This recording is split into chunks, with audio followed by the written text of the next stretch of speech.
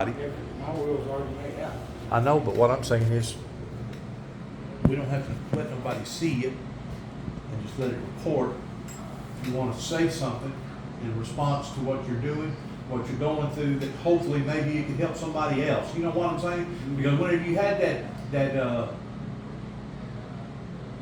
basically that bomb blow up, you're very lucky that you're even here. So you was given, like me, you was given a second chance there.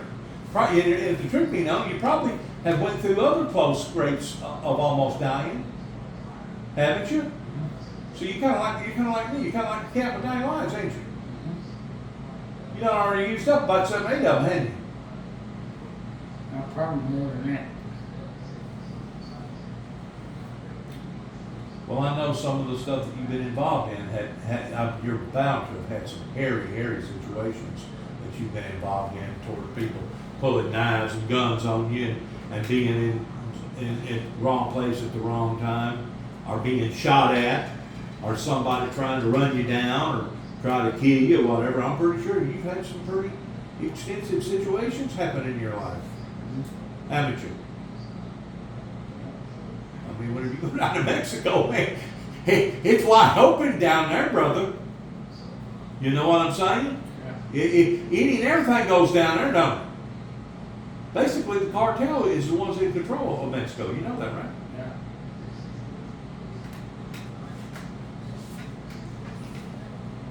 It's sad. It's really sad. But once more, getting back to me and you, we're only delegated a certain amount of time why we're here, and the best that any of us can hope for, I don't care who we are, I don't care what we are,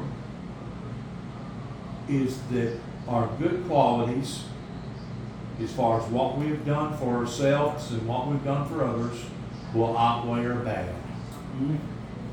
Because I don't care who you are, you're going to have good qualities and you're going to have bad qualities. In other words, you could be Sister Teresa or the Pope, and you're still going to have bad qualities.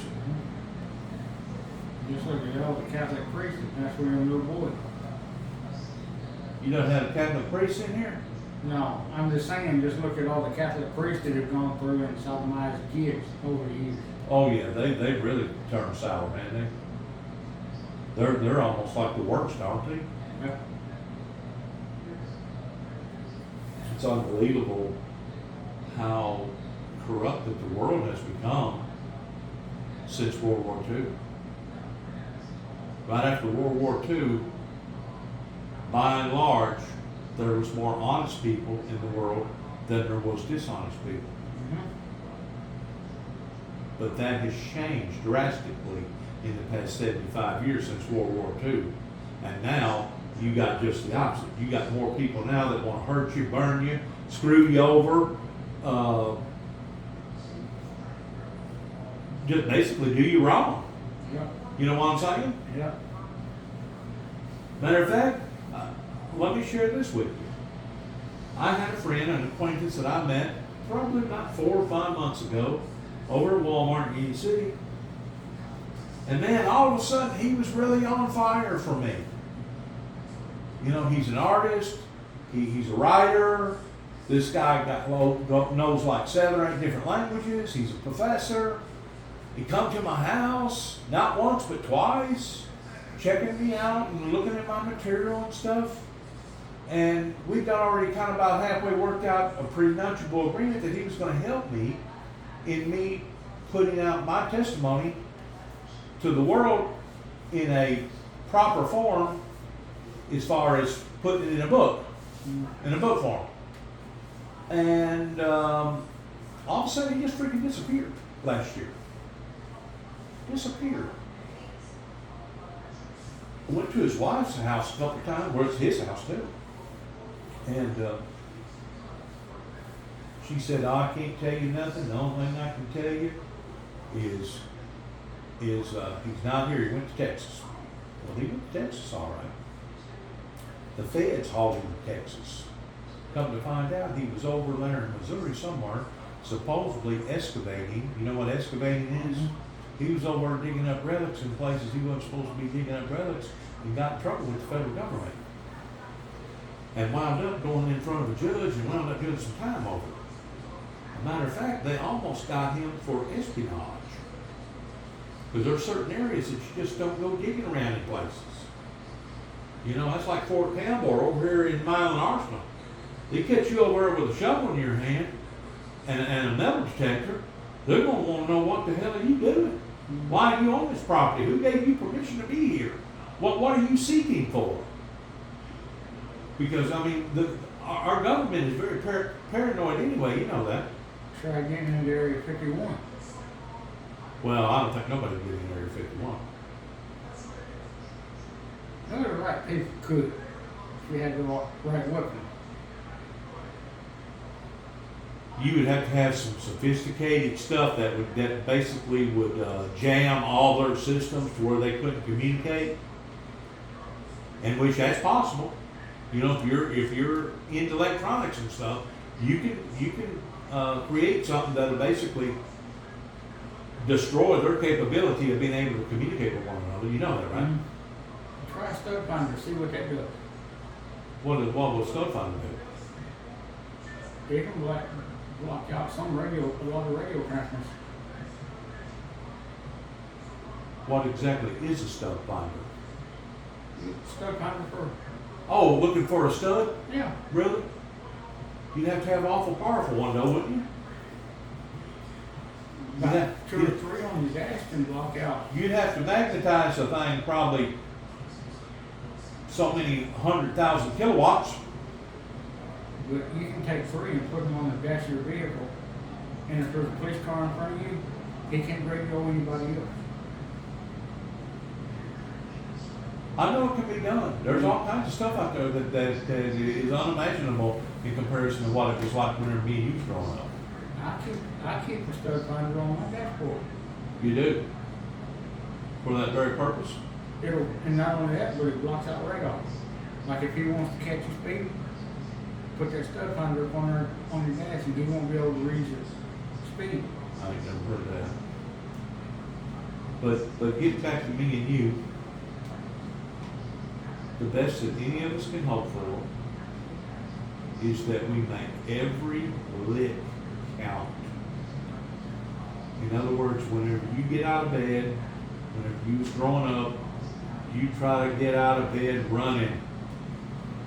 You hit that ground running, man. You know what I'm saying? Because you only have one time for this thing. It's a one-time deal, and if you don't make it in that one time, then you ain't gonna make it. You ain't gonna leave a whole lot for your siblings and for your family. You was fortunate that you got by with what you got by, as long as you got by with it. Mm-hmm. Because you said you went 30 times and never got caught. Mm-hmm. Yeah. And that was what, in the late 70s or early 80s? It was in the late 80s, early 90s. Late 80s, early 90s? How many kilos? Total probably over 150. 150 kilos. But that's spanning it out, what, a 2 or 3 year period and going back and forth to Mexico for 30 different trips. But it wasn't No, we'd have 10 per load, 10 per load. and the last one was 6. Okay. And that, the 1 kilo is a life sentence. It is. 1 kilo is a life sentence. I didn't know that.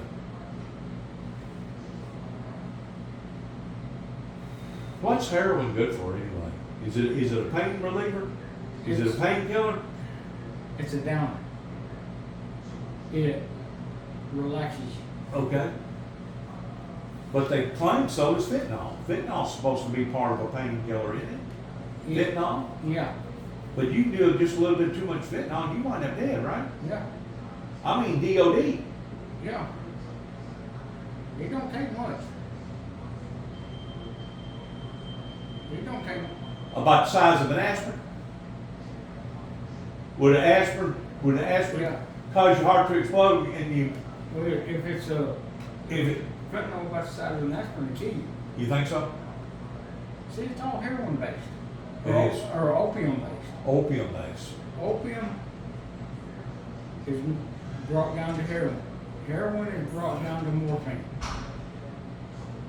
Heroin is brought down to hydros, oxys, fentanyl. Okay. It's all. And that's the stuff that they basically grow over there in the poppies over there in Afghanistan? Yeah. Really? And more troops come back addicted. Oh, I'm sure. I'm sure. They don't have nothing like that down in down by Columbia and down places like that. They don't grow poppies down there, They're more cocaine based. are they?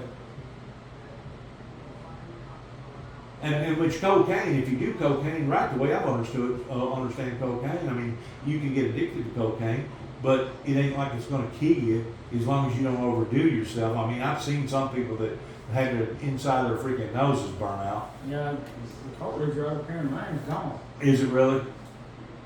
But I mean, There's a hole in there. but cocaine's basically a speed, right? Mm-hmm. That's a speeder, that's an upper, right? Yeah. Keeps you going. Keeps you from eating. If the truth be known, probably half the people we see on TV, even though they may be news directors or whatever, if the truth be known, they're probably taking something similar to that to stay that slim and trim. You know what I'm saying? Well, methamphetamine right now is big on keeping you going. It is. Yeah, meth. It's just. That's right. That's speed. right. I ain't never been around that. I was fortunate enough that whenever I was growing up, about the only thing that they really had going on whenever I was here was RJS's, Quaaludes, and a little bit of Purple Microdot and Window Pane. I only done Window Pane once, and I think I done Microdot twice, and it scared me because it was so fascinating. After you done it, you know what I'm saying? You took on such a liking to it, and that's what I got scared of. It's like, man, you know what? I don't never want to be around this ever again. See, methamphetamine was big in Germany during World War II. Was it? Mm-hmm. And it got its name crank because the German army would put it in the crankcases of their motorcycles to distribute it. So they started calling it crank. Well, was that part of that mental mentality of Adolf Hitler over there towards making the perfect soldier Yeah. that basically would stay up 24/7 and stay on his feet and didn't have to eat or didn't only just survive off of just very little liquid? Yeah. Really? He was a Dr. Jekyll over there, wasn't Mm-hmm. And see, the thing of it is once you take it, it also heightens your pain tolerance. he? He does. They don't heighten your pain tolerance big time. So they don't have to give you much pain medicine at all. And really and truly, the shape of your feet and your legs is in, you should be screaming and hollering being in pain, you know? Yeah. I mean, literally, every day, you should be screaming and hollering. And when they would do surgery on the field in during World War II, give them meth. And they, if you need a leg cut off, cut it off. Really? It raised that pain tolerance. I didn't know nothing about all that. You know where all that stuff started from, don't you? Going back to the medicine man, going back to the Cocopelis and the Mayans and basically the Native Americans of taking this little root, taking this herb, and taking this root, mixing it together, and turning it into something. That's where the medical industry basically got started at. Mm-hmm. I don't know when all that stuff started. I know you could probably go all the way back to the days of Egypt, if I'm not mistaken. Didn't they know what various drugs was in the days of Egypt because they was already embalming people and stuff like that? And in some cases, when they mummified people, they wouldn't even embalm them or anything. They just wrap them. In some sort of oil, wasn't it? Yeah, and then they wrap that cloth around. And they've been finding people that are mummified For thousands of years. and their bodies are still preserved. Unbelievable. But they lock them in like Get concrete. Sure. They encase them in a sarcophagus. Yeah. And that's basically what the pyramids are, aren't they? They thought enough of their rulers during the time that all that was going on, that whenever they did die, they built a sarcophagus and put them in the center of a pyramid. That way it preserved them, along with the oils, along with being mummified. You know what I'm saying? And they're still to this day finding people. Did you know that? Mm-hmm. They're still to this day finding people. They knew how to show their appreciation more so than this generation today. This generation today, unless you're somebody like Donald Trump, you think they're gonna give two hoots about you? Whenever you up and die, you're gonna have to be worth a lot of dough, man, or either that or you're gonna have somebody really, really close to you, like a daughter or a son or a wife. You know what I'm saying? You're gonna have somebody really, mother or father, before they're gonna give a hoot about you. Other than that, people don't give a hoot about nobody, and most of them don't give a hoot about their own children, and don't give a hoot about their own mamas and daddies no more. This nation has turned out to be, not only is it a nation of waste, but it's a nation of disrespect. And as far as I'm concerned, you can look at it any way you want to. I'm pretty sure you probably looked at what went on in New York yesterday. And then whenever Donald Trump made it back to Florida, he made a big speech about 2 o'clock in the morning. I was listening to it. And son, he was railroading that freaking prosecutor and all them other people up there in New York, because those was the people that he rubbed shoulders with for years and years and years. Mm-hmm. He knows how crooked and dirty that they are. You know what I'm saying? Mm-hmm. And hey, I don't know, he probably got in trouble, probably put a gag order on him or something, which is going to be kind of tough to put a gag order on somebody if you're running for president. But Donald Trump, he likes to run his mouth. Mm-hmm. And some of that stuff that he talks about really makes a lot of sense, don't it?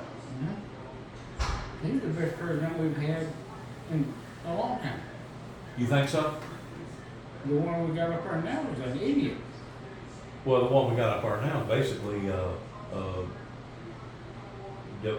dementia or whatever you want to call it, to the point that he's just a robot or a puppet. And he just does what everybody tells him to do.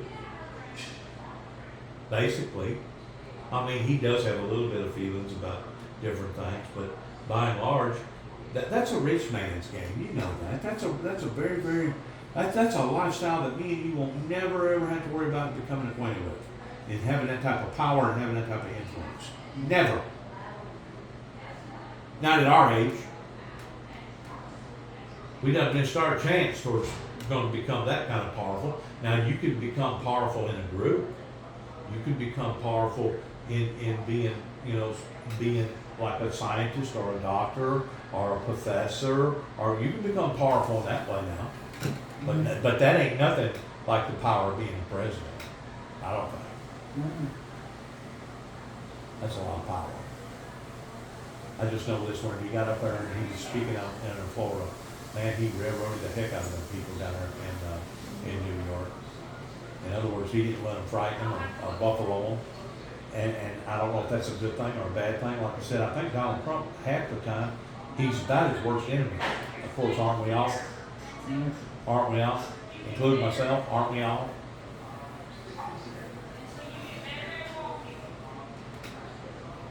There's a lot of people out there that believe like you. They believe that the election was stolen.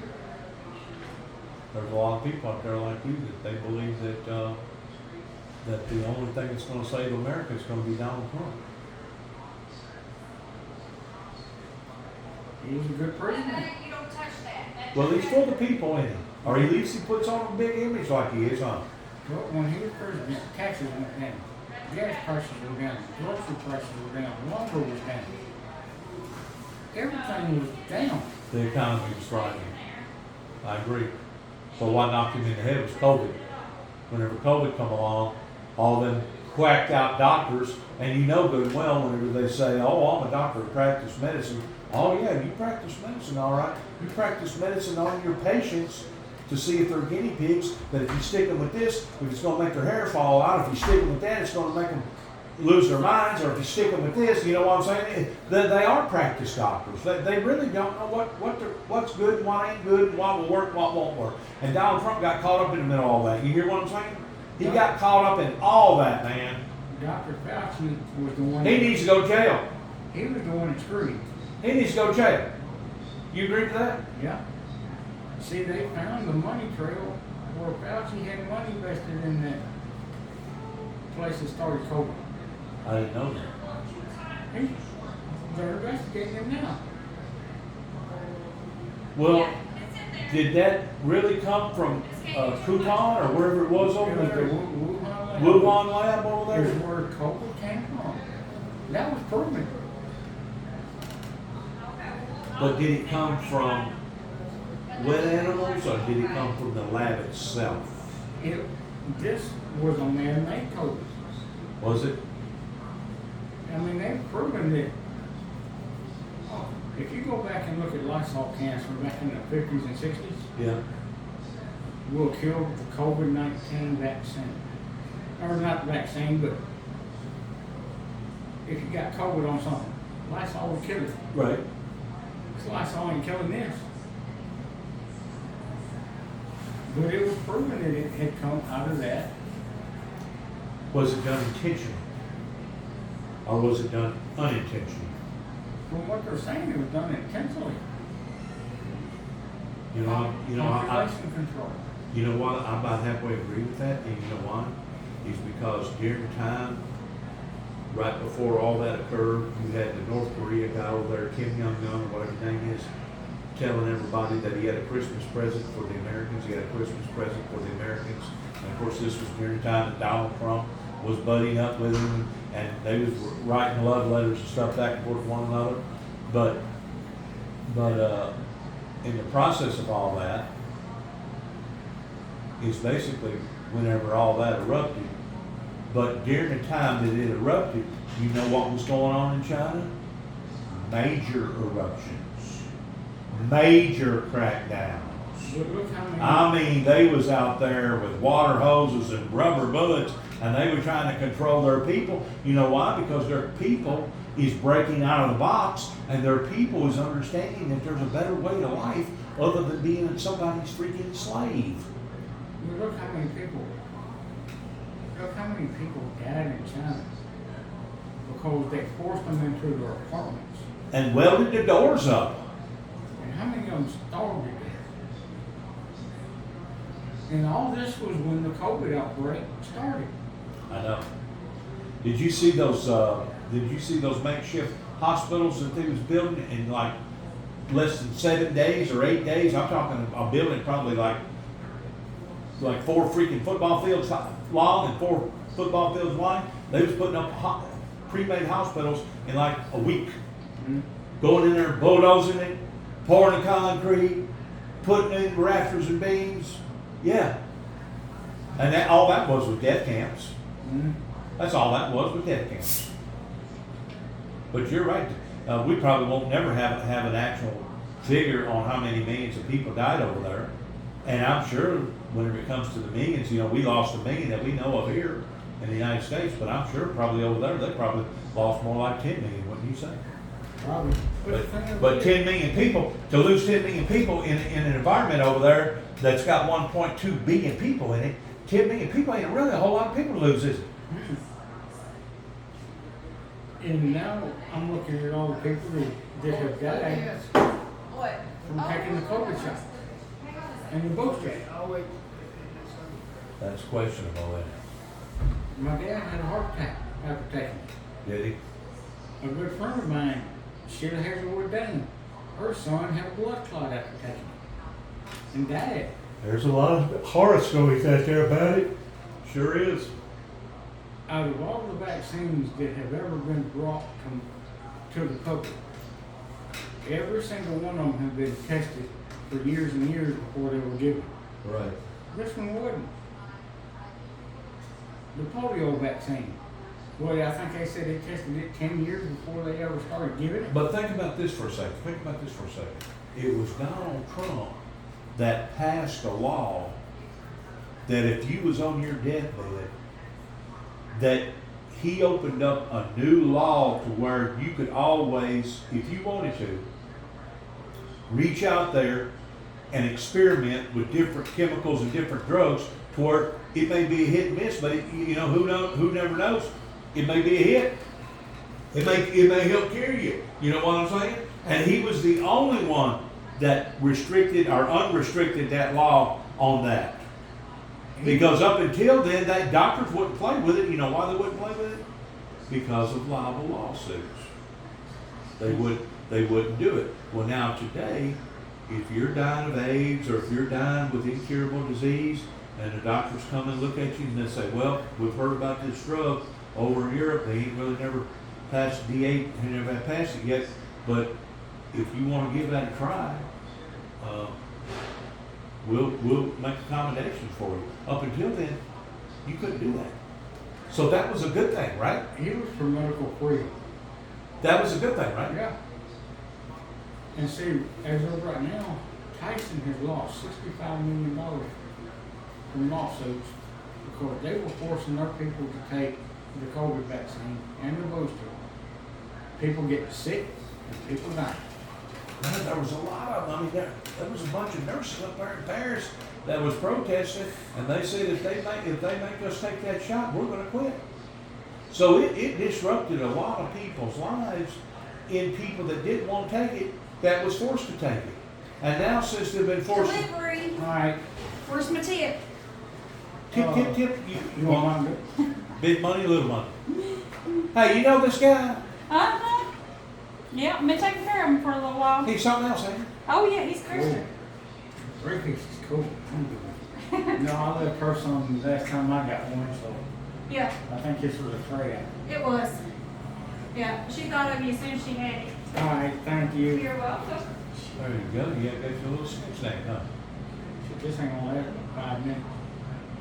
I'm gonna eat 3 times. Well, can I share something with you? Mm-hmm. I don't know much about your political background.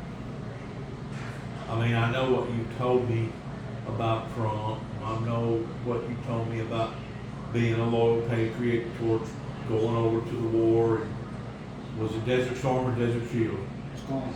Desert Storm. Was Desert Storm before Desert Shield? Mm-hmm. There's storm in 91. Desert Storm was in '91 with Old Man Bush, right? Mm-hmm. And when was Desert Shield? Was that still with Old Man Bush? No, I can't remember now. Or was that with part of Obama? Or Bill Clinton? Obama got Osama bin Laden. Right. So It's probably part of Obama's more so administration, don't you I think? think Shield was still under Bush. I think. I may be Maybe. wrong on that. Maybe. Because we went over it twice under Bush. But let me ask you something.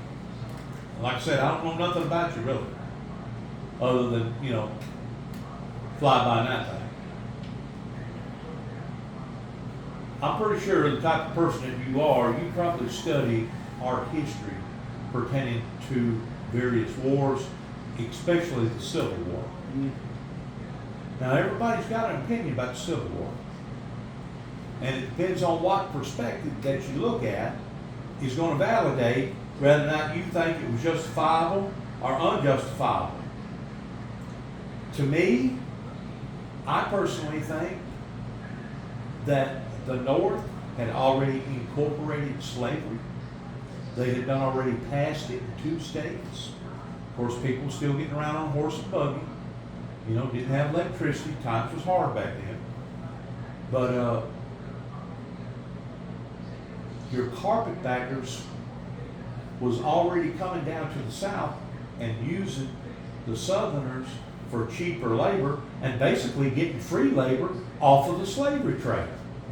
And then all of a sudden, there's a commotion up there in the White House, and it goes from abroad to out war, and then all of a sudden, Abraham Lincoln realizes that King George III is looking over his shoulder, wanting to know what the hell are y'all fighting about. Because keep in mind, it wasn't but a few years before that, 50 years before that, or 60, was whenever the Revolutionary War happened, pertaining to going to war against the Redcoats. And actually, there was 2 different skirmishes with them. You know that, right? Mm-hmm. There was a skirmish in the early 1800s with them.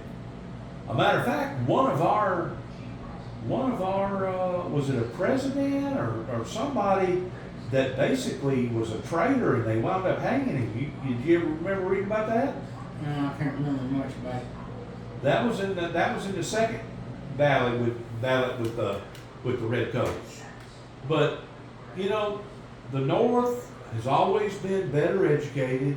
The North has always been, you know, better financed. The North was always ahead of the South because most of your migrants, whenever they come into boat, they come into boat over there in New York. Mm-hmm. California wasn't even a decorated state at that time. Matter of fact, the 13 states was still trying to colonize themselves toward being states. You know what I'm saying? Yep. All right. The North said, we're better than y'all. We're superior. We're superior over y'all. You are going to do what we tell you to do, and if you don't, we're going to kill you for it. Mm-hmm. So there was a war. The North outranked the South with money and bullets, and the Southerners had to surrender. So all of a sudden, here come the United States of America. But at the same time, man, they was fighting about state rights. Mm-hmm.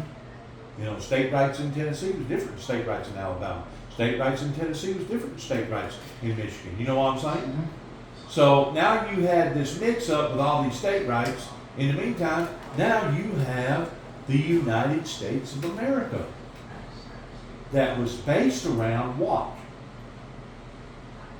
The Union. Mm-hmm. And even to this day, ever so often, I think it's once a year, they have the State of the Union. They don't have the State of the Confederacy. They have the State of the Union up there in the White House to brag and to beat one another on the chest and tell one another what kind of good job that they've done. Well, enough BS is enough BS. If people can't see by now that the Union has failed us, you hear what I'm saying? Mm-hmm. The Union has failed us. When we're $30-something trillion in debt, they cannot provide safety for us. They've let this internet come in here with all this junk on it, with smartphone technology that's basically corrupting people's minds. It's causing people to freaking commit suicide. They've brought all these drugs over here that they never stop. They got all the illegal immigrants over here. The Union has failed the people. And that was the very thing that they was fighting for. They was fighting for superiority, wasn't they? Mm-hmm. Well, we gave it to them. And now look what they've done with it. They've led us down a hole, man. A doom and gloom aspect of this country. And to be quite honest with you, I think some of the things that we have been observing and looking at from a professional standpoint, regardless whether it was Democrat or Republican, I think it's been some of the most shameful, disgusting things that I've ever heard coming out of politicians' mouth and what they're saying about one another and how they're treating one another. This is no longer a country that is working for we the people, and don't you think it's time for the people to take back over their country? Yeah. Huh? Yeah. This is crazy, man. They're doing stuff right now that's just absolutely crazy. Why the people has been buffaloed this way is still beyond me. And, you know, it goes all the way back to the hases and the has-nots. You go all the way back to the days of the pharaohs. What was it based around during the pharaoh time? The hases and the has-nots. Right? Mm-hmm. The hases was going to keep what they have. As a matter of fact, if anything, they was going to take that much more from the has-nots. That way they could have more, right? Mm-hmm. The wealthy, the basically the 1%ers versus the 99%ers. That has been that way since the beginning of time, hasn't it?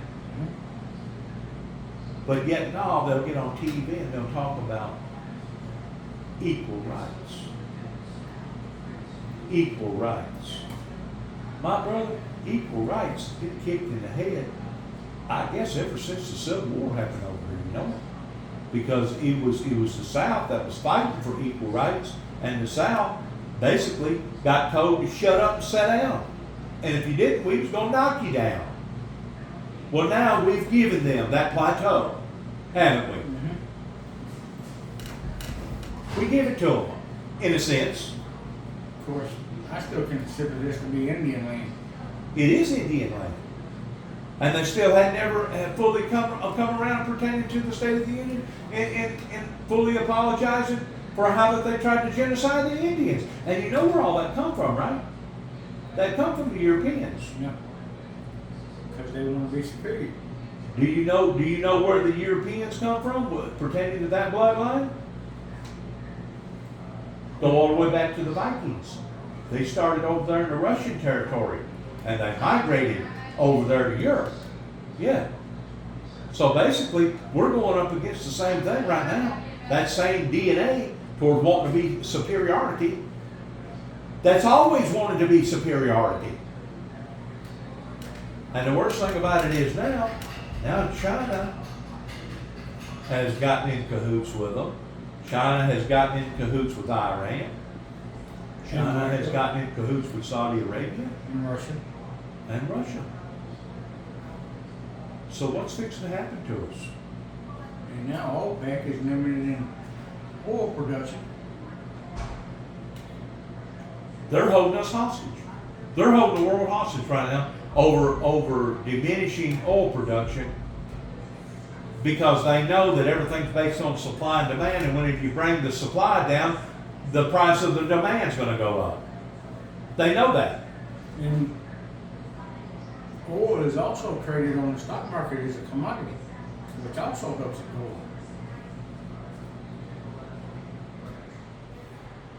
It's a commodity just like oxygen. And for a country to basically blackmail the rest of the world or hold the world hostage because they are in control. See, where we messed up, and Donald Trump was right about this, we never should have given the oil over to them to control, because that was where they was getting the money to finance all the terrorists. You understand what I'm saying? That was one of the biggest mistakes probably during Jimmy Carter era or Nixon era or Ford era. Somebody took their eye off the ball and said, well, what the heck, we'll let them handle their own affairs over there. Well, that's kind of like us walking away with how many billions of dollars worth of equipment over in Afghanistan? Mm-hmm. How many billions? $87 billion worth of equipment? And some of that stuff was state-of-the-art stuff. Mm-hmm. Well, who supplied Bin Laden with weapons whenever he was fighting Russia? We did. We did. We have burnt the candle on both ends to the degree that now it's coming back at us. Who put Saddam Hussein in office? We did. Who put Castro in office? I don't know nothing about that one now. Our government helped with El Castro. Castro in Cuba? Sure did. You know what I'm afraid of? Before our lifetime is over with, we liable to see a damn mushroom bomb that's either going to go off over here in the Western world or go off over there in Europe somewhere. And I'm just afraid that whenever one mushroom bomb goes off, there's liable to be a dozen to follow it. And the smartest thing they can do is hit the New Madrid fault. Well, there's two faults. What's that fault that comes through here for the earthquake? That's a pneumatic fault. Smartest thing they can do is drop a bomb on that New Madrid fault. What's it gonna cause? It's gonna cause an earthquake. I'm sure. As far as that goes, they could probably hit dead center in Yellowstone, and that'd probably create a daggum volcano of some sort. Because, Old Faithful, she goes off every so many minutes. And they claim that whole area over there, the ground has gotten so hot that what little bit of lakes and what little bit of whatever that they had has just dried up in the sense of nothing but sulfur. Did you know that Salt Lake City is dry now? Mhm. Huh? Mhm. And it's full of sulfur. Tell you something else that they're noticing. And I had another buddy to notice this too. Out of these big, humongous rains that we've been getting, yeah, it makes the water, I mean, it creates a flood, like a temporary flood, but then it leaves as quick as it comes. It leaves as quick as it comes. In other words, I truly believe that it's evaporating. And the reason why I believe it's evaporating is because the earth that was created, it was created with an oil shield. And that oil shield was put there to make everything work in conjunction with itself towards kind of like a piece of machinery. You know, every time one rock rubs against another rock, if it's got oil on it, you're going to reduce the friction, right? Well, if you ain't got no oil, what's going to happen with one rock rubbing against another rock? You're going to create more friction. What does friction create? Heat. There you go. They try to convince us that the world was basically heating up because of what was going on in the upper atmosphere pertaining to the sun because of the depletion of the ozone layer, right? Mhm. They went from what? They went from cows farting, aerosol cans, R134, that used to be R12. They've gone through all these different methods scientists has. They created the automobiles, they lighten the metal on the automobiles to where they're a whole lot lighter. They put pellets in Cadillac converters. And all that stuff is good, don't get me wrong. But that's not what's warming the planet up. We know for a fact for the past 30 years, there's been an increase of volcanic activity, volcanic, over 300%. But do you know where the vast majority of the volcanoes are? Under the ocean, on the floor. Are you familiar with the Ring of Fire? Yeah. Are you down below South America? And here's another problem. Okay, they want to blame cows for producing methane. I got a problem with that. There are more people on this earth creating methane than there are cows. How is it not our fault? It is our fault. It is our fault. Besides that, it's all our inventions, all our little gizmos and gadgets. Have you ever put your hand in behind a compressor while the compressor was cooling off your ice box? That little motor gets so hot in there you can't hardly hold your hand on it, you know? I mean, it gets super, super hot. If you hold it on there for more than 2 or 3 seconds, you're going to start burning. Ordinarily.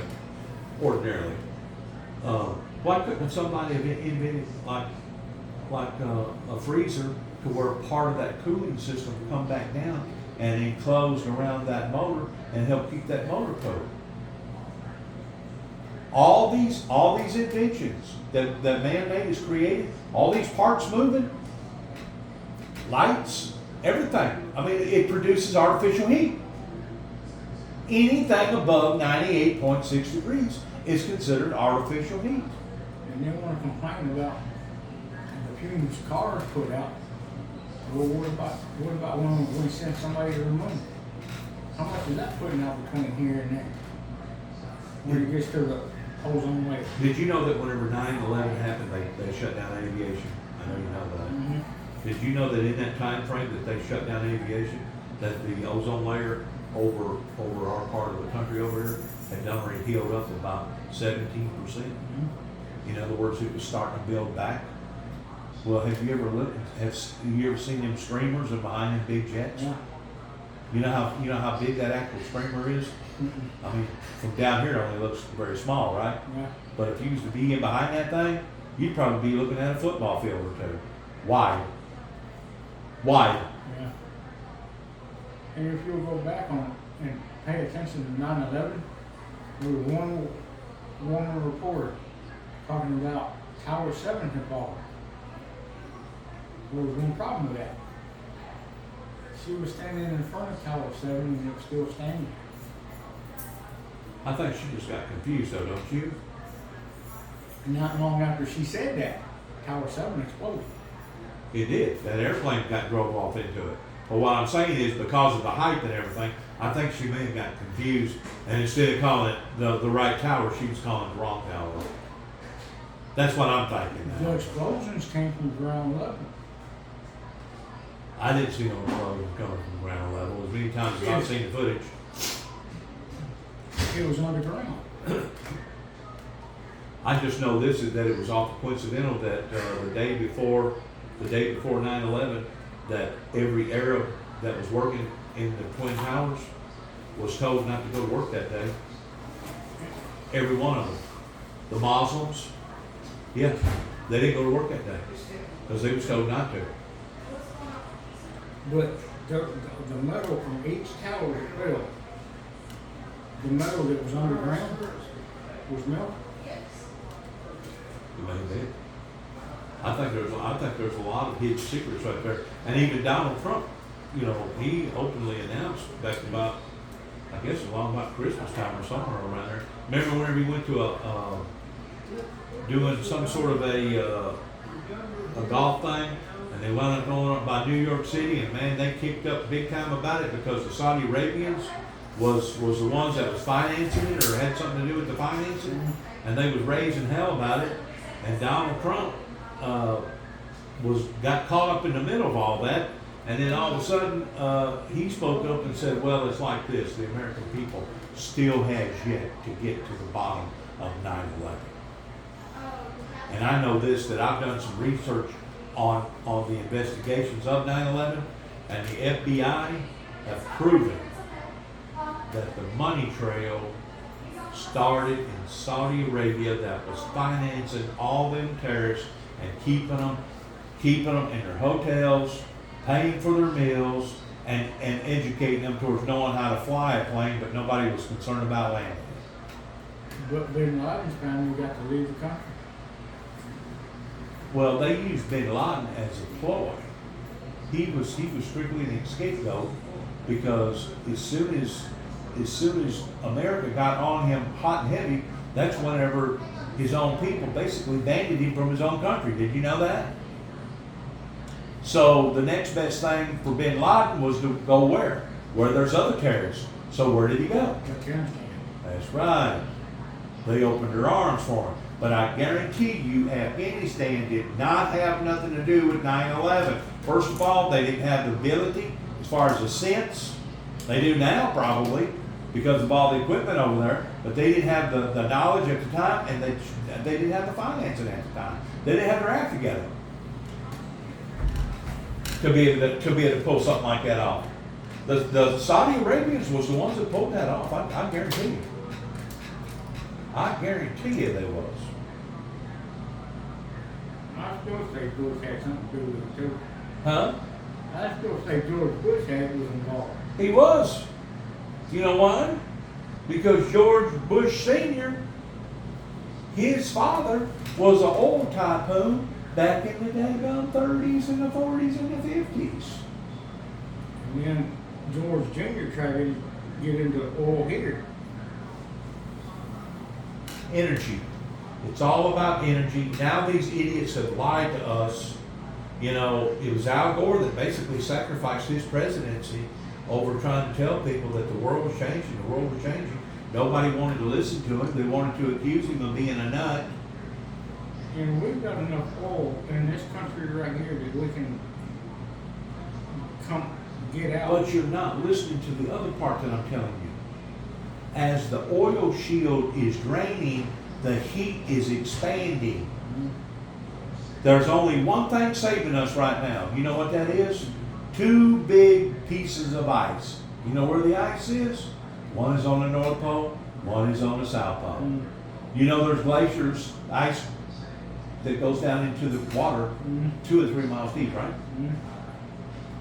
We have been judging our appearances off a satellite, looking at it from space down. Towards 1 year, the ice looked like it increased. 1 year looked like the ice decreased. That don't have nothing to do with what's going on underneath the water. What's going on underneath the water that me and you can't see, that's the part that's doing the melting. And what's melting the ice is all the volcano activity. Whenever you have volcano activity, you know how hot volcano activity is? Mhm. The lava, 1,172 degrees. But they claim, this is what they claim, that if you go all the way down to the core of the earth, it starts out at 10,000 degrees. But by the time it creeps its way up, it's 3,000 miles. It's got to, from the core of the earth, basically 3,000 miles, it creeps its way. So it loses some of its intensity, loses some of its heat. You know what I'm saying? But if you have so much of that happening, as we're, how many times do you think we could feel, have you ever been to the Grand Canyon? Mhm. You've seen the Grand Canyon. Mhm. It's a mile wide and a mile deep, right? Mhm. Do you know how many times we could fill the Grand Canyon up if we was to take all the oil that we've drained from the planet Earth? Not telling how many times. And we're not just talking about to the top of the Hoover Dam, are we?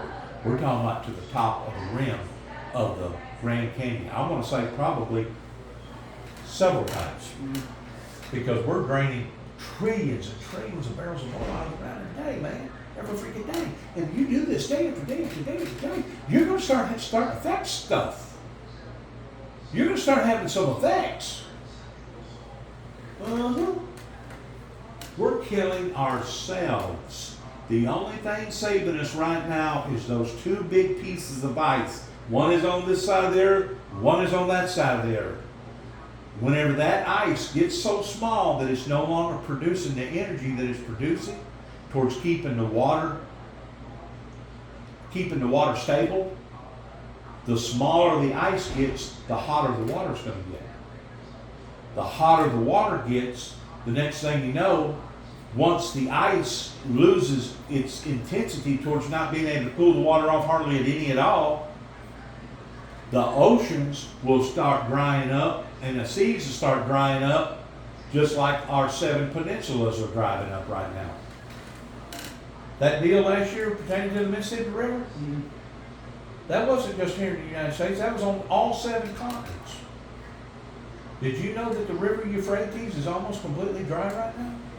Mhm. Did you know that according to the Bible, it talks about the river Euphrates will become as dry as dead man's bones? And it also talks about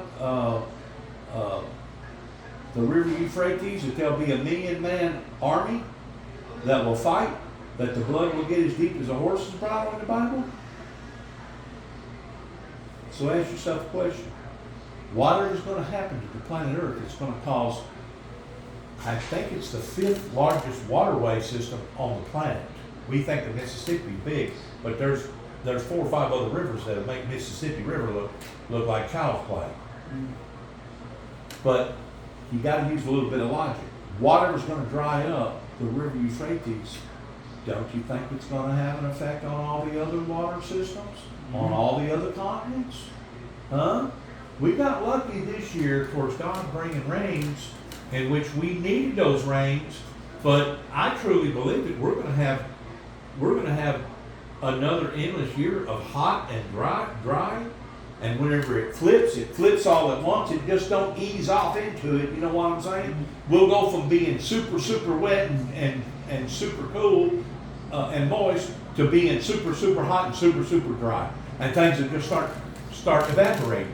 And our scientists have failed us, you hear me? Our scientists have failed us because they didn't pay enough attention. They were still prone to pay attention to a daggum cow farting. Cows farting has not caused the world to warm up. Draining all that oil out of the ground. That oil was put there for a reduction, friction reducer, and it was also put there the same thing as the deal up in the sky. What we call it a while ago? Ozone. The ozone. That ozone was put there for a shield, right? Mhm. Why was it put there for? Radiation coming from the sun, SUV rays, right? Mhm. People nowadays, it ain't nothing now uncommon for people to get blistered or get cancer, skin cancer, or burn their eyes up or whatever, being out on the water or whatever. And it's not that the sun is getting hotter, because if it was that hot, if the sun was really warming up the planet, me and you wouldn't even be able to go outside. It would be uninhabitable for us to live outside without getting third, fourth degree burns. So it's not the sun that's warming the planet up.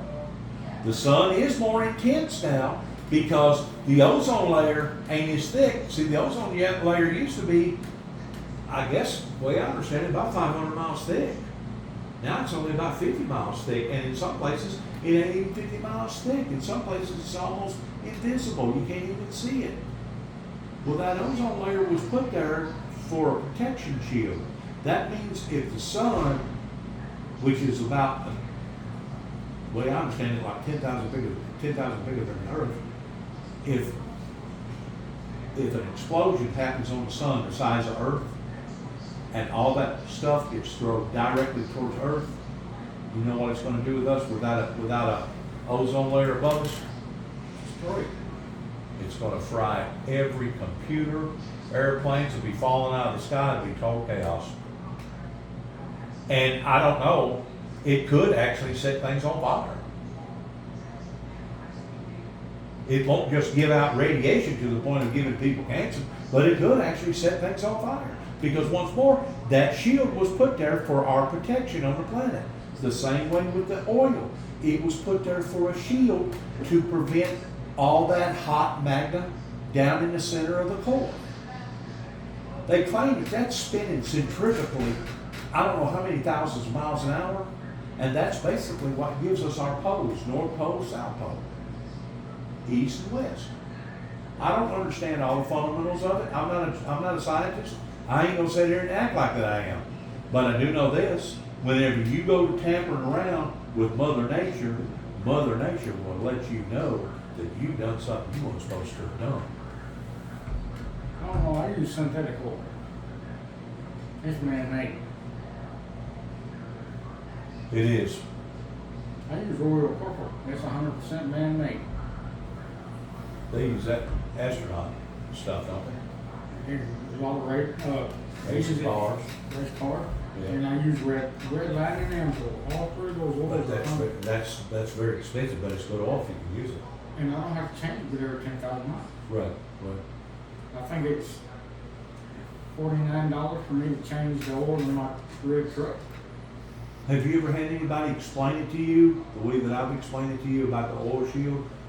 And as we're diminishing that oil shield, getting smaller and smaller. Think about this. You got all that fire up in the core, the mantle, the center of the earth. What's feeding that fire? What keeps that fire alive and going? You think it may be the oil that's in the ground? Well, whenever you're distracting all the oil, you're upsetting the apple cart towards what is spinning down there and what's doing what it's doing. Do you know that if you had the capability, which we don't, it's a hypothetical statement, but if you was to be able to cap off all the volcanoes at one time, you know what the planet Earth would do? You got it, buddy. Those are release valves. Those are release valves. And as the centrifugal force is speeding up because it's hungry, it's looking for more and more oil, because the oil ain't there for it to eat off of, the pressure increases that much more, and it's creating more release valves. Think about it. We're tampering around with something we ain't supposed to be tampering around with, my friend. And guess what else it says in the good book? It says that God will come back to destroy humanity because humanity is destroying the planet. Now, that means this. If it wasn't a possibility that we could, in fact, destroy the planet, I don't think it never would have been in the Bible to begin with, do you? That's right. So there must have been a really good, strong possibility, because if John the Revelator seen that on the island of Patmos, the book of Revelation, to the point that he specifically said that God will come back and kill those who were killing the planet, or destroy those who were destroying the planet. If that wasn't a possibility for us to do that, my friend, it never would have been in the Bible. Now, people think that the earth is that it's invincible. We can drain oil for thousands of years.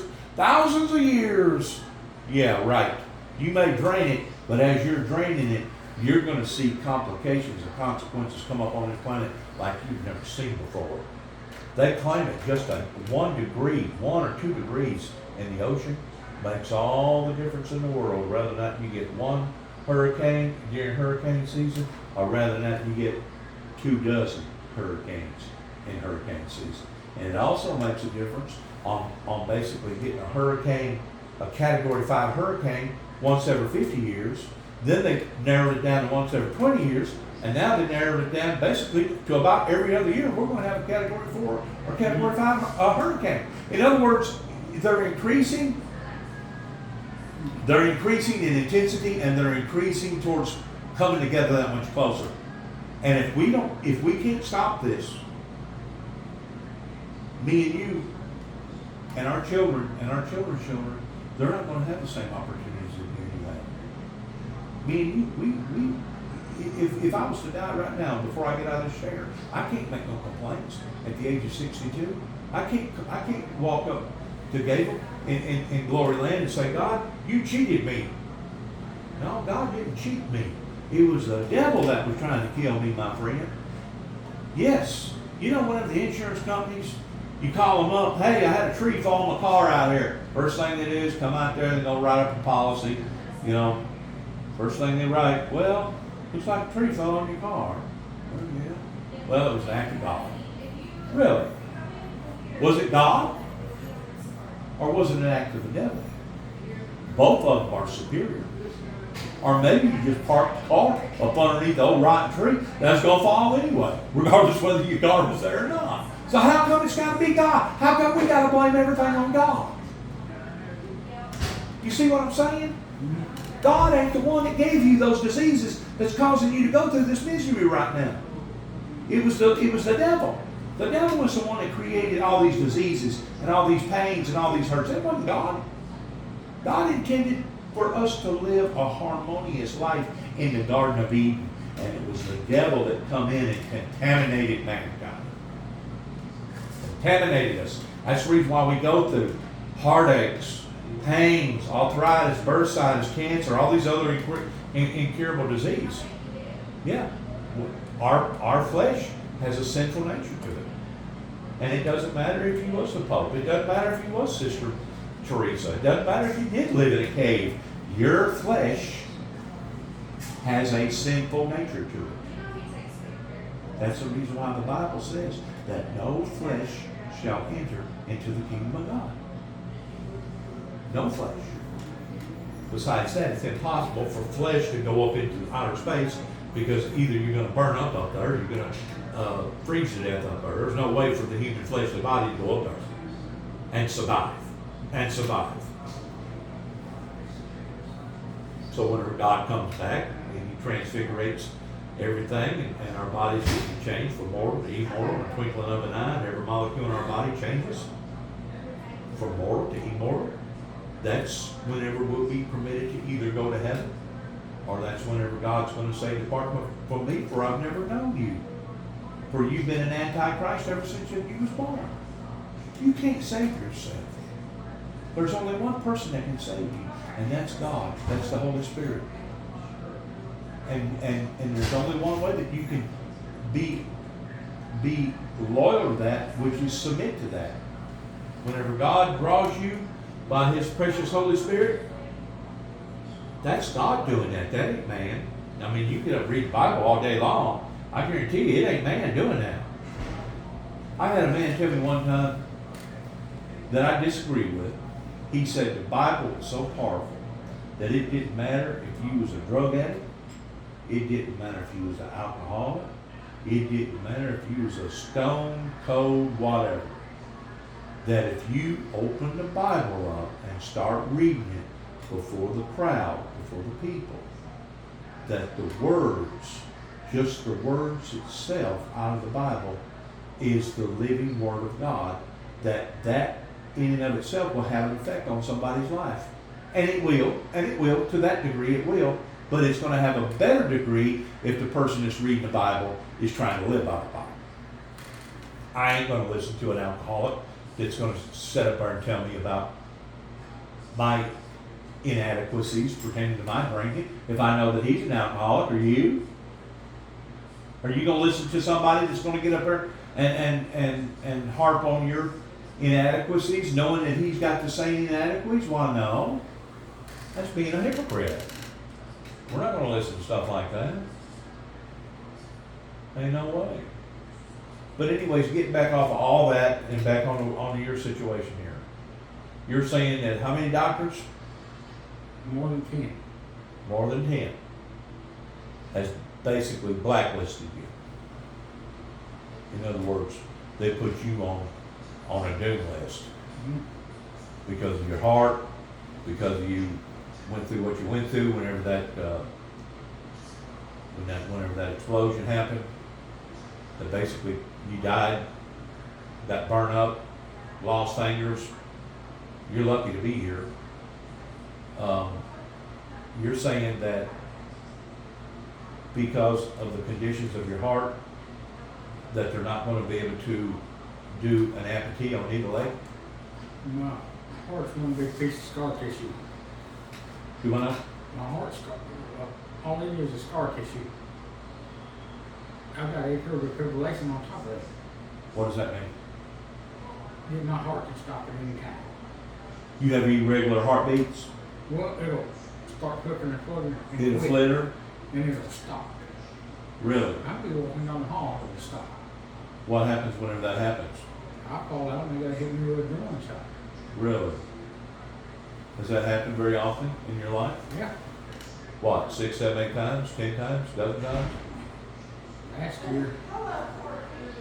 Last year 4 times. Just Last year. in 1 year alone.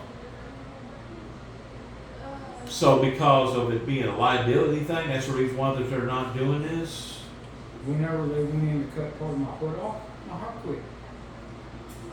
All right, that was in Vanderbilt, right? Yeah. So you come here so that they could put a hose in you so they could drain out the infection. Did that not work? No. No, So the infection is still there? we didn't get all of it.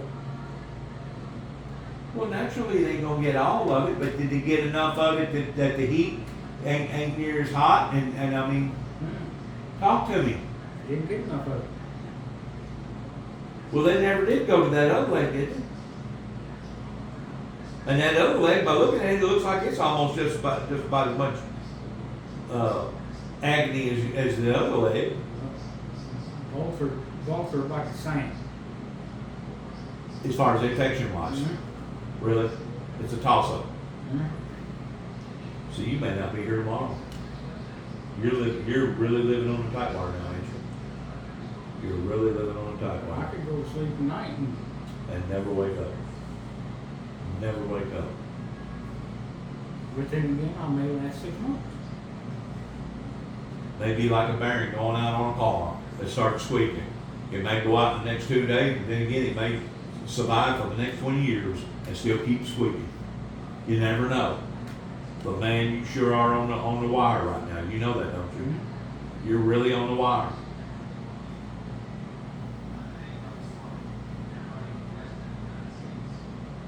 And my blood sugars fluctuate. See, my blood sugar, I used to be, hypoglycemic, where my sugar would drop. But now with this infection, my blood sugar's gone all the way up to 650 650. due to the infection. Good God. I'll average somewhere between 110. Every now and then I may go up to 225, but I got a machine that'll start beeping and it'll let me know that whatever you're doing, you need to quit doing it because your sugar level's going way too high. Yesterday it was 435. That's unbelievable. I don't see how I don't, that, man, I'm telling you, you're on the wire. You're on the wire bad. And then when they had a nurse up here that gave me too much insulin and pulled me out 3 times. Done what to you? Gave me too much insulin. And what did it do to you? Made my sugar, Plummet? my blood sugar went down into the 30s. Man.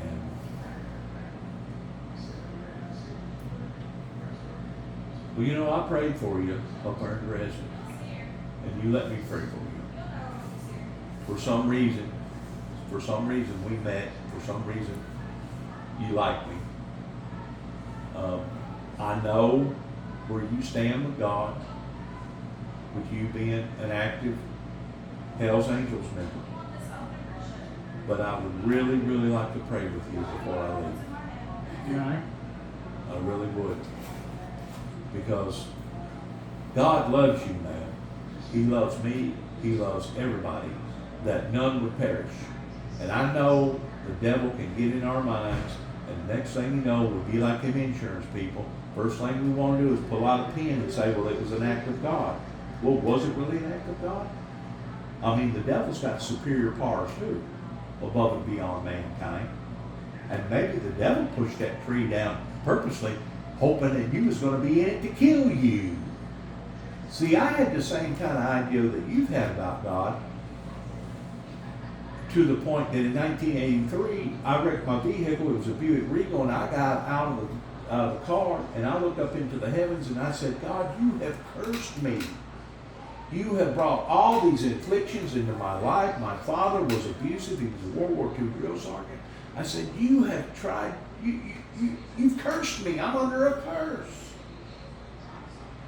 And don't get me wrong. There is such things as generation curses, depending upon what your ancestors done before you. I don't know who they was. I don't know if they was involved with something that they shouldn't have been involved in. But generation curses can be passed from one generation to another generation to another generation, and it don't have nothing to do with God. It's about the Luciferian Lucifer. It's about the devil. And it sounds to me like that's what's happened to you, that you went through all this bad luck, and all this time you've been blaming God, and it ain't been God. It's been trying to kill you, because it says in the Bible that Satan is the one out to kill, steal, and destroy, not God. If the truth be known, it was God the one that was saving your life every time that you went through what you was going through. And it was the devil that was trying to kill you, not God. Same way with me. So after I got through throwing my little pity party, I get an 806 International tractor of my neighbor to come down there and pull it out of the weeds. He spins mud all over the windshield. I turn the windshield wiper on where the windshield reservoir had been busted, so it didn't have no water in the sprinkling system. So now I've got a windshield that's broken and smeared with mud. What do I do now? Had a brainstorm. I know what I'll do. I'll crank the motor up. That way, the steering wheel will still work with the power steering unit. Hook a chain to it and drag me home, because it wasn't but about a mile from the house. That brainstorm didn't work too good. You know why? Because in the process of that brainstorm, I decided to roll the window down, sit on the ledge of the window, put my feet where you ordinarily put your behind, had my right arm up on top of the car, my left arm was going back in, protruding into the car, guiding the steering wheel, but I messed up. The car started rolling faster than the tractor, and I didn't notice it quick enough to jump back into the car and hit the brake. And by the time I did notice it, that was just about the time that big knobby tire done already caught that right bumper and swung that dude up into the air. And the boy that was driving the tractor, he didn't have no earthly idea what the heck was going on. It almost knocked him up against the steering wheel, knocked him almost off the tractor. Once he realized what was going on, he just barely had time to clutch it and mash both brakes and basically stopped the tractor right in the middle of his tracks, because he was freaking out too.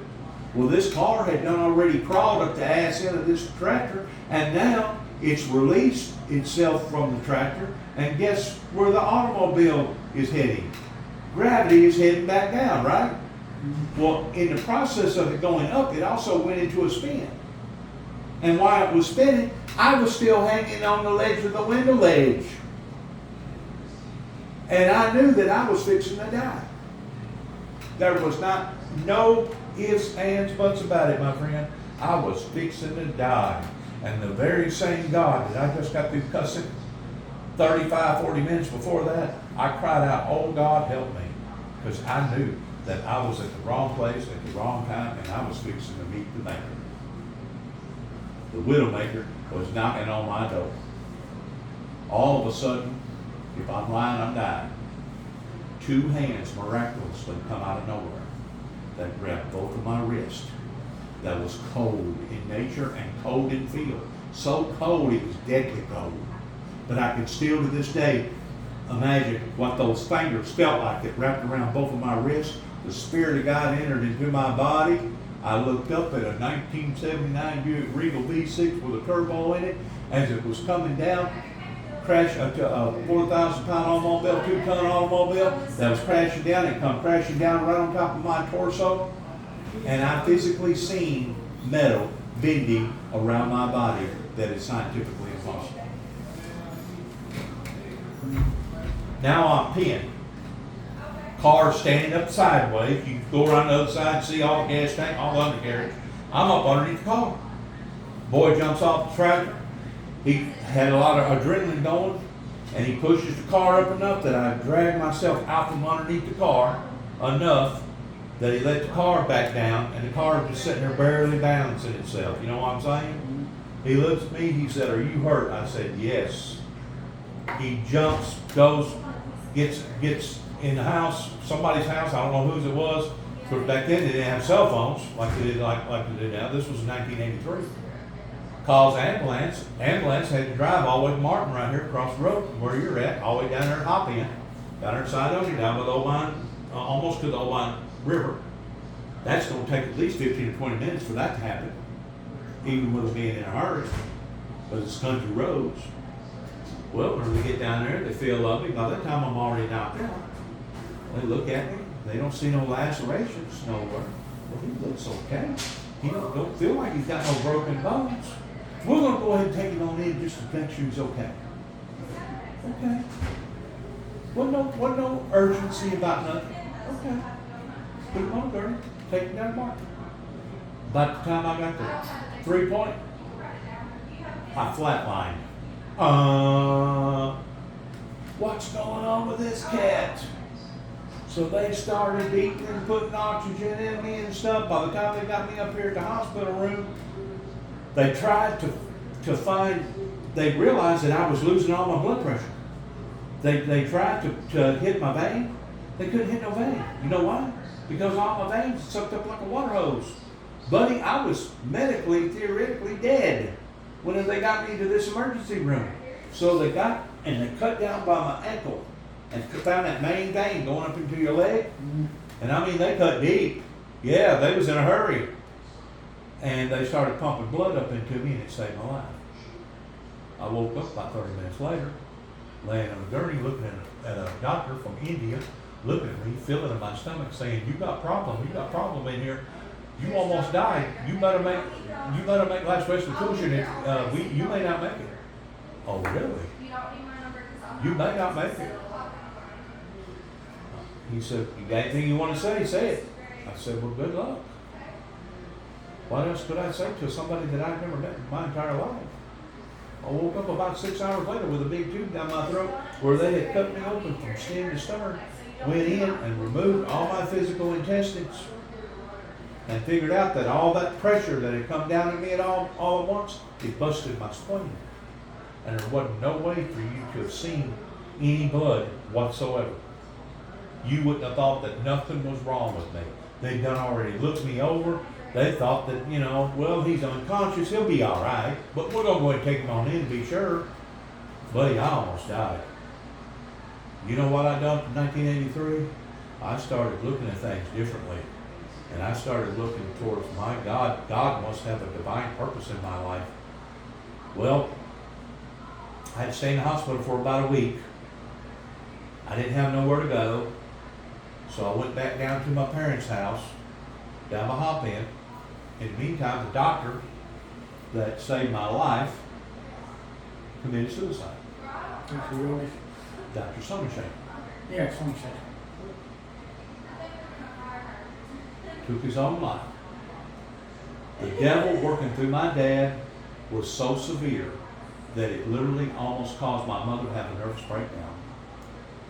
And it got so bad that my father actually attacked me while the stitches were still up and down my belly.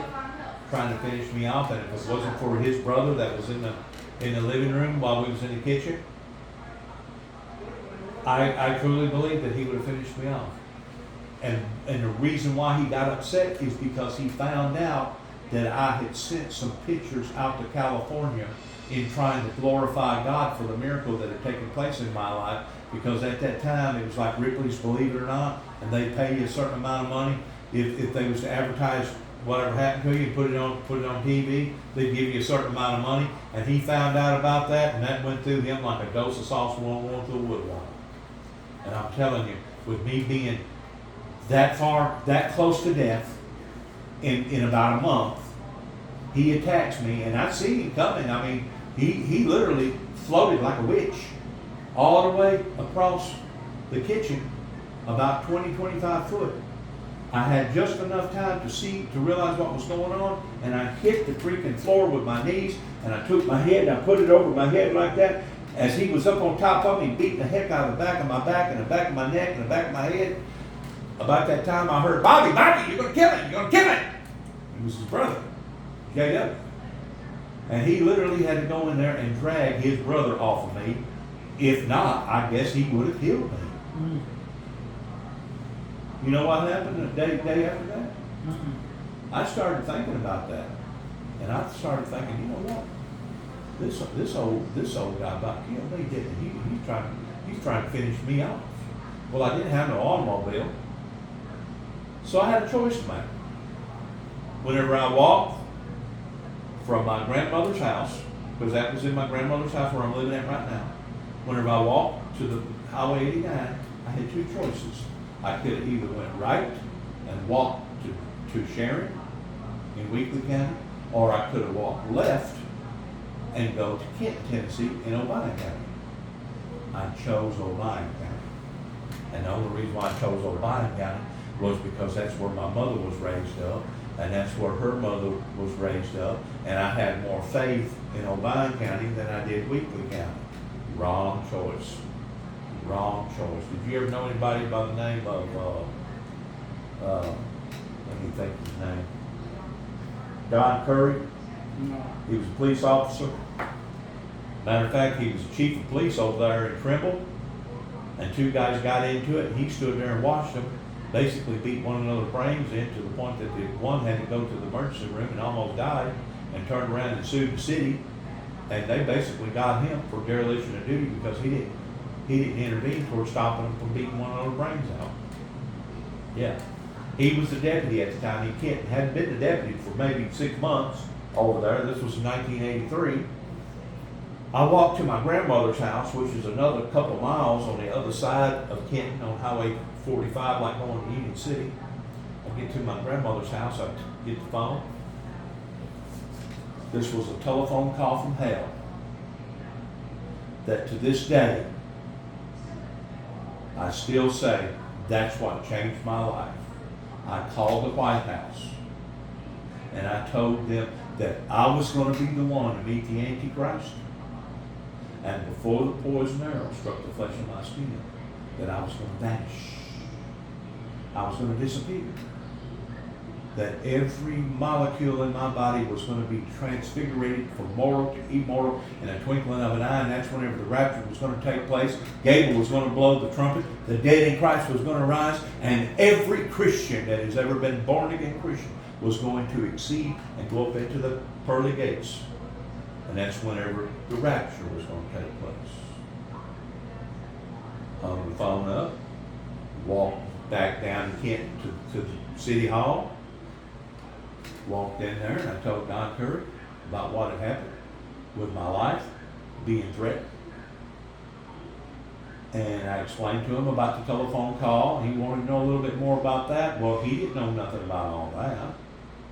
So before it was over with, we had a town hall meeting that night in the middle of a big table with me, my mom, my dad, 2 or 3 other officials, the mayor. And before that evening's end was, they had made a determination that I was the sicko. I was the one that needed to go to Bolivar, even though I had never in my entire life had anything to do with the psychiatric world towards branding me and telling me that if I didn't go voluntarily that they was going to force me to go. And the person that should have actually went to Bolivar should have been my dad. Because you don't attack somebody unless your life is in danger. And his life was not in danger. You don't attack a patient that's got 64 staples up and down their belly, that just got through having 9 units of blood pumped into their body to keep them alive. My dad, throughout all our years growing up, was very abusive. He was a World War II drill sergeant. He had post-traumatic stress disorder. At that time, they didn't even know what post-traumatic stress disorder was. I think they called it something else, shell shock or something. They knew that there was a problem with them soldiers whenever they come back, but they didn't know how to pinpoint it. They didn't know how to treat it. Or if they did, they wasn't treating it at that time. And I couldn't tell you the amount of times that my mom, my 2 older brothers, would sit around before 1976, before my brother got killed, and we would contemplate towards who was going to be the trigger man to walk into the bedroom while my dad was sleeping and take a double-barrel shotgun and put to his neck and pull both triggers at the same time, dismembering his head from his body. We hated that man. And the reason why we hated that man was because whenever he would go off, his bright blue eyes would turn bright red. And we knew that he was of the devil. We knew that he was possessed because he was brutal. He was not only brutal emotionally, he was not only brutal verbally, but he was abusive physically. I mean, I'd seen him take a black round extension cord and beat both of my older brothers until they was bleeding, to the point that he had to keep them inside the house for a week so that their scars would heal up, because he was afraid that if somebody seen their scars, that they'd get to asking, how'd y'all get that? And then somebody turn him in. Never was no truant officer in my house. Never was. Back then, they didn't have no law down there in Hopin. As long as you beat your kids and you kept a little bit of air in their lungs, didn't nobody care. We got our ass beat just as quick at the neighbor's house, just as quick as we did inside the stores. We did outside the store just as quick as we did in the field or out of the field. They never raised a finger to the man. You know why? Because they feared him. You know why they feared him? Because he was a grizzly. A matter of fact, that they actually named him Grizzly. We started calling him Grizzly whenever I wasn't but about 10 years old. And we wasn't calling him Grizzly because he was gentle and nice to the animals. We was calling him Grizzly because of the way that he treated us. That's pretty intense, but the story I just got to tell you is the truth. But from that telephone call in 1983, my life has been in disarray. I've been psychoanalyzed, and you're probably going to not believe this. I've had 3 major federal studies done that took about 6 months out of my life. In addition to me going to Trigg County, Cadiz, Kentucky jail for almost a year over 2 non-threatening telephone calls. And I promise you, may God strike me down dead if I'm lying to you. I didn't violate no judge's order. I wasn't on probation. I made 1 telephone call that was in a apologetic form, and then waited another 90 days and made another telephone call, and they put out 2 federal warrants for my arrest of 1 to 5 years because LBL is a federal park, and they sent an agency all the way to Oklahoma City, Oklahoma, to drag me out of Oklahoma City, Oklahoma, back to Trigg County over 2 non-threatening telephone calls. If I'm lying, I'm dying. I can prove it. You told me that. I can prove it. And it took about a year out of my life. In total, they have stolen about 2.5 years out of my life. Studying me. Fascinated by me. Wanting to know what's keeping me alive. I don't know if you know much about the system, but the system over here in America thinks that it's swift, in which it is, because if these same occurrences would have happened in my life in the 1800s, you know what they would eventually have done to me? They would have gave me an lobotomy. You know what an lobotomy is? It's where they go into the back of your neck and they basically clip 2 or 3 different cords of that main vein going up into your brain. and it basically mummifies you to the point that you become basically just a vegetable. I mean, you can get up, walk around a little bit, maybe go to the bathroom by yourself, but I mean, you're basically, you turn into a zombie. But the thing about it is, today, all it takes is a judge and a doctor to come together and say, yeah, we think this guy, we think he's a threat to himself, or we think he's a danger to society. And between the two of them, they can have you institutionalized. And if you're not crazy when you go in, they can give you strong enough medication that within about 6 months, not only does it completely ruin your sex life to the point that you'll never be able to have any lead in your pencil, but you'll start walking around like a zombie, slobbering all over yourself and slobbering all over your shoes, basically bumping into the walls, not knowing daylight from dark. So they've changed their methods a little bit in America. Instead of doing lobotomies with the surgical needle or with the scalpel, now they do it chemically. I'm gonna have to go back to the bathroom here in a minute. You probably had never heard a story like this before, had you? I heard worse. Being that close to death, falling off 4-story buildings, being electrocuted almost to death. I know a man that parachuted out of a plane and hit the ground and survived, but he broke almost every bone in his body. He probably wasn't nothing but a vegetable after it was all said and done with. Either that, or by now he's probably got so much arthritis and bursitis, he's probably an old man that can't even get in and out of the bed by himself. But I mean, I've been shot, stabbed, drug down the road, blown up, beat half to death. You ever been stabbed I got cuts all down my back.